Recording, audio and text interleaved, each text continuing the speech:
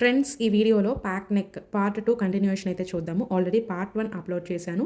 So front part డ్రాఫ్టింగ్ని చాలా డీటెయిల్గా చేశాను. సో చూడని వాళ్ళు ఉంటే కంపల్సరీగా వాచ్ చేయండి. లింక్ కావాలంటే కమెంట్ సెక్షన్లో అయితే ప్రొవైడ్ చేస్తాను. సో ఇప్పుడు మనం ఫ్రంట్ పార్ట్ ఆల్రెడీ డ్రాఫ్ట్ చేస్తాం కదా. సో డ్రాఫ్ట్ చేసామని చెప్పి అప్పుడే కట్ చేయకూడదు. జస్ట్ ఇలాగే పెట్టేసుకోండి. చూడండి, బ్యాక్ పార్ట్ నేను మార్కింగ్ చేసుకునేటప్పుడు డైరెక్ట్ లైనింగ్ ఫ్యాబ్రిక్ మీదనే మార్క్ చేసుకోవచ్చు. కానీ ఫస్ట్ ఇక్కడ మనము షార్ట్ నోట్ అయితే ఒకటి క్రియేట్ చేసేస్తాను. సో ఎవరికైనా కావాలి అనుకున్న వాళ్ళు ఇది స్క్రీన్ షాట్ తీసుకోండి. ఒకసారి మీరు ఫుల్ వీడియో చూసి ఇది నోట్ చేసి పెట్టుకున్నారనుకోండి, మీకు ఈజీగా ఏదైనా పాయింట్ మర్చిపోయినా కూడా ఈజీగా మార్క్ చేసుకోవచ్చు చూసుకొని. సో ఇలా నీట్గా మీకు డీటెయిల్గా అయితే చేసేసాను. ఇలా నీట్గా డబల్ ఫోల్డ్ వేసుకోండి. క్లోజ్డ్ వచ్చేసి మన సైడ్ వైపు ఉండేలాగా చూసుకొని, ఓపెన్స్ వచ్చేసి అటు సైడ్ వైపు ఉండేలాగా ప్లేస్ చేసుకున్న తర్వాత ఫస్ట్ ఇక్కడ ఒక స్ట్రైట్ లైన్ అయితే మార్క్ చేసుకోవాలి.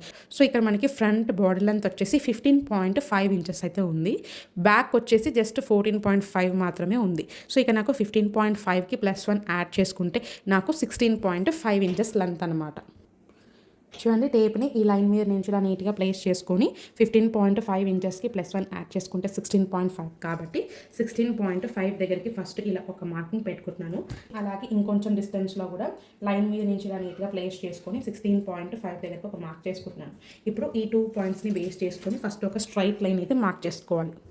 ఇప్పుడు ఫుల్ షోల్డర్ మెజర్మెంట్ అయితే మార్క్ చేసుకుందాము. మనం ఫ్రంట్ పార్ట్లో షోల్డర్ని మార్క్ చేసుకోవడానికి మనకి ఫుల్ షోల్డర్ మెజర్మెంట్ ఎంత ఉన్నా సరే దానికి +1 అనేది యాడ్ చేసుకొని /2 చేసుకొని మార్క్ చేసుకుందాం. చూడండి, ఇప్పుడు ఇక్కడ మనకి ఫుల్ షోల్డర్ మెజర్మెంట్ బ్యాక్ పార్ట్లో మార్క్ చేసేటప్పుడు మీ ఫుల్ షోల్డర్ మెజర్మెంట్కి 1.5 ఇంచ్ ఎక్స్ట్రా యాడ్ చేసుకొని మనం ఈ షోల్డర్ అనేది మార్క్ చేసుకోవాలన్నమాట.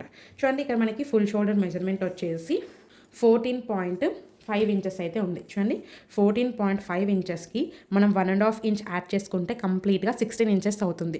సో మనకి ఇక్కడ కంప్లీట్గా 16 ఇంచెస్ హాఫ్ అనేది మార్క్ చేసుకోవాలి. చూడండి, 16 ఇంచెస్ దగ్గరికి హాఫ్ మెజర్మెంట్ మనకి ఎంత వచ్చింది? 8 ఇంచెస్ అయితే వచ్చింది. సో ఇక్కడ మనకి ఫోల్డింగ్ సైడ్ నుంచి ఎంత మార్క్ చేసుకోవాలి? 8 ఇంచెస్ దగ్గరికి ఇలా ఒక మార్క్ చేసుకోవాలి. సేమ్ అలాగే ఇంకొంచెం డిస్టెన్స్లో కూడా ఇక్కడ ఈ ఫోల్డింగ్ దగ్గర నుంచి ప్లేస్ చేసుకొని అగైన్ 8 ఇంచెస్ దగ్గరికి ఇలా ఒక మార్క్ పెట్టుకున్న తర్వాత ఈ 2 పాయింట్స్ని బేస్ చేసుకొని ఫస్ట్ మనం ఇక్కడ ఒక లైన్ అయితే కిందికి మార్క్ చేసుకోవాలి. చూడండి, ఇలా నీట్గా మార్క్ చేసుకున్న తర్వాత ఇది ప్యాక్ నెక్ బ్లౌజ్ కాబట్టి కంపల్సరీగా షోల్డర్ డౌన్ అనేది చేయాలి. అది కూడా మన సైజ్ని బట్టి ఎంత డౌన్ చేసుకోవాలి అనేది చార్ట్ని చూసి మనం ఫాలో అవుదాం. చూడండి, ఇక్కడ వచ్చేసి మనకి బ్లౌజ్ షోల్డర్ డౌన్ చార్ట్ అనమాట. ఇది మనకి బోత్ ప్యాక్ నెక్స్ ఉంటేనే ఈ ఫార్ములా చార్ట్ అనేది యూస్ చేస్తాం. ఒకవేళ డీప్ నెక్ బ్లౌజ్ అనుకోండి, ఆల్రెడీ నా ముందు వీడియోస్లో డీప్ నెక్ డ్రాఫ్టింగ్ డీటెయిల్గా చేస్తాను. చున్ని వాళ్ళు ఉంటే మన ప్రీవియస్ వీడియోస్ వాచ్ చేయండి. సో చూడండి, ఇక్కడ మనకి ఫుల్ షోల్డర్ మెజర్మెంట్ మన బాడీ మీద తీసుకుంటే మెజర్మెంట్ చూసుకోకూడదు. ఇక్కడ మనం ఎంత మార్క్ చేసుకున్నాం?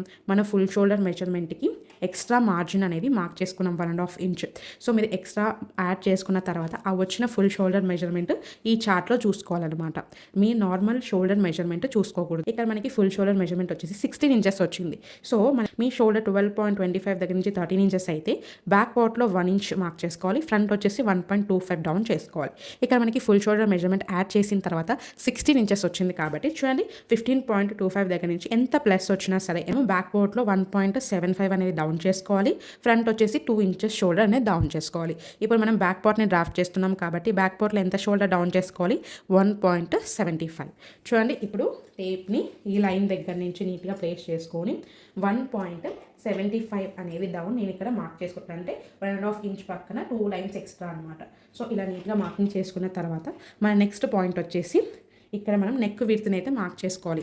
నెక్ విడ్త్ని మార్క్ చేసుకోవడానికి మన నెక్ రౌండ్ /5 అనమాట.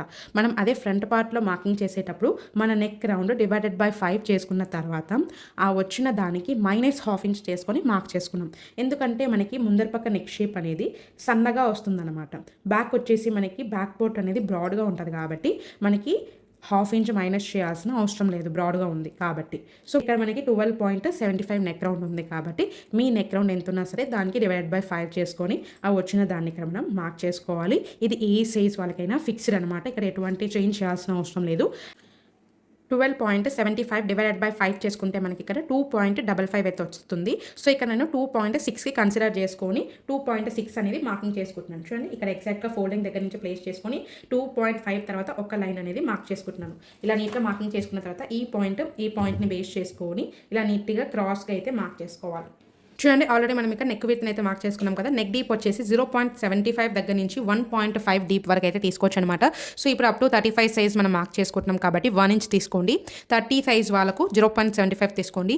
40 సైజెస్ వాళ్ళకు 1.25 తీసుకోండి. 40 ప్లస్ ఏ సైజ్ వాళ్ళైనా సరే 1.5 ఇంచెస్ తీసుకోండి. సో ఇక్కడ మనకి 35 సైజ్ కాబట్టి నేను ఇక్కడ 1 ఇంచ్ డౌన్ అనేది మార్క్ చేసుకుంటున్నాను. చూడండి టేప్ని ఈ లైన్ దగ్గర నుంచి ఈ పాయింట్ దగ్గర నుంచి ఇలా నీట్గా ప్లేస్ చేసుకొని 1 ఇంచ్ డౌన్ అనేది మార్క్ చేసేసుకోవాలి.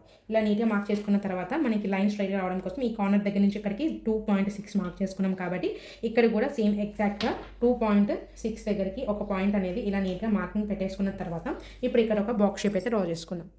ఇలా ఒక బాక్స్ షేప్ డ్రా చేసుకున్న తర్వాత చూడండి మనకి ఇక్కడ షోల్డర్ స్ట్రాండ్స్ కోసం 1/2 ఇంచ్ మార్జిన్ కావాలి కాబట్టి చూడండి ఫస్ట్ 1/2 ఇంచ్ వరకు ఇలా ఒక పాయింట్ మార్క్ చేసుకున్న తర్వాత ఇప్పుడు ఈ పాయింట్ దగ్గర నుంచి మనం ఫ్రెంచ్ కర్వ్ స్కేల్ యూస్ చేసుకొని నెక్ షేప్ని అయితే మార్క్ చేసుకుందాం. చూడండి ఫ్రెంచ్ కర్వ్ స్కేల్ తీసేసుకొని మనకి ఈ లైన్కి ఈ పాయింట్కి ఎక్కడికైతే మీట్ అవుతుందో అక్కడ చూసుకొని ఇలా షేప్ని అయితే మార్క్ చేసుకోవాలి.